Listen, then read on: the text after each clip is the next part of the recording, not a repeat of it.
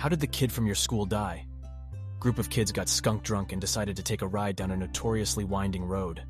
One guy was standing in the back of the truck and fell out as they rounded one of the hairpin curves. Didn't make it. Kid in my school was bet $100 he couldn't chug a 26er of whiskey. Won the bet, died an hour later. He was playing football and randomly passed out. Never woke up again. Something similar happened to a coworker of mine. He was playing basketball and sat out a game complaining of a headache. Then he passed out and never woke again. He was barely 30. It was devastating. Of all things, an unfortunate camping accident. This was before cell phones. Two friends went out for the weekend to a campground for some fishing over the weekend. When they didn't arrive home at the time they said they would, the parents called the provincial park to see if they were running a bit late. The weather wasn't great, and the camp was about an hour away from town, so it was entirely possible they decided to stay another night and drive out in the morning instead. The park warden stumbled upon their campsite and found both of them dead in their shared tent. Turns out it was a cool night, and they decided to run a small heater in the tent to be warm. But it was an old heater that didn't have a shutoff sensor built in. The heater ran all night while they were asleep, and since they didn't open the flaps on their tent for air circulation because they wanted to trap the heat, the tent filled with carbon monoxide and suffocated them in their sleep. So sad. And a week before school too.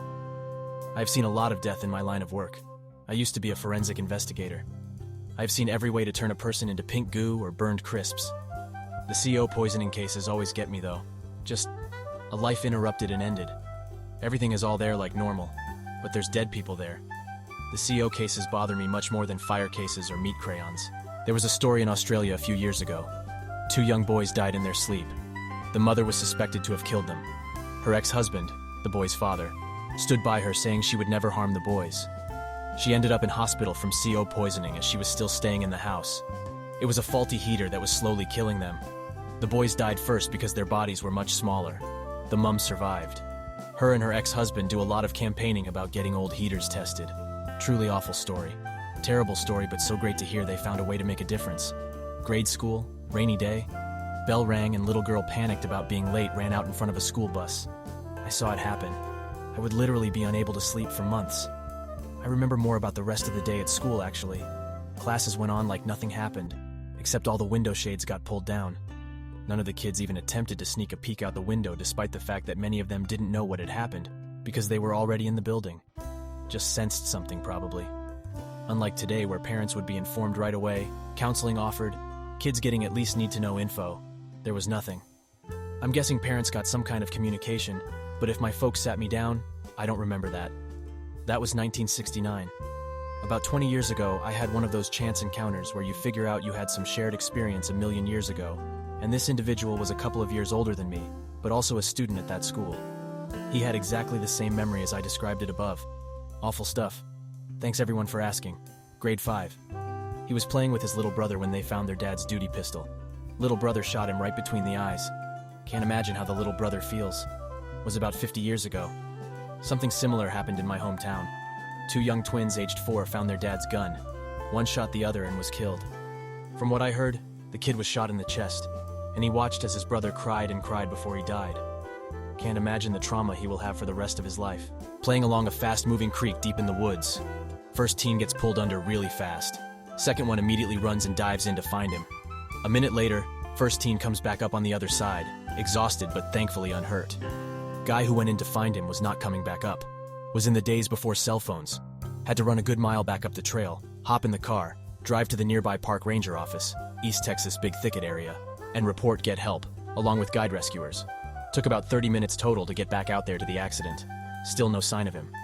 Rescue workers found that under the higher waters were tons of plant tree debris everywhere. 2 days of removal while still trying to control fast-moving waters. His body was finally found. He had dived too deep trying to find the first friend, getting trapped under the submerged branches, without enough energy or breath to fight against the current to get out and back up. He was only 15. Autoerotic asphyxiation, before the term was common knowledge. What they told us at the time was that he had hung himself. 1980. Peace out, Randy. Sorry your brother had to find you that way. Fun fact, I got suspended for 3 days for an unexcused absence attending his funeral. Fuck your school. There was the one kid in elementary school who was riding his bike and got hit by a car. The school's infinite wisdom was to reiterate the dangers of not wearing your helmet while riding a bike. Fantastic memorial. There was the guy who drunk drove into a pole to avoid a squirrel, as the surviving passengers put it. But the hardest one to think about was my kindergarten classmate. She survived, but her baby sister was killed in the Oklahoma City bombing. Someone died riding their bike to my old high school. The school flipped out and banned everyone from riding bikes, skateboards, or scooters to school. Literally confiscated my friend's skateboard out of his locker.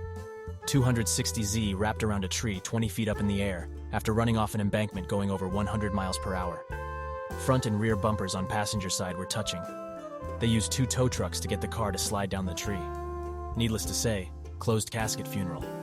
In HS, my friend crashed into a gas tank on the highway. Shit exploded and burned a whole section of an overpass.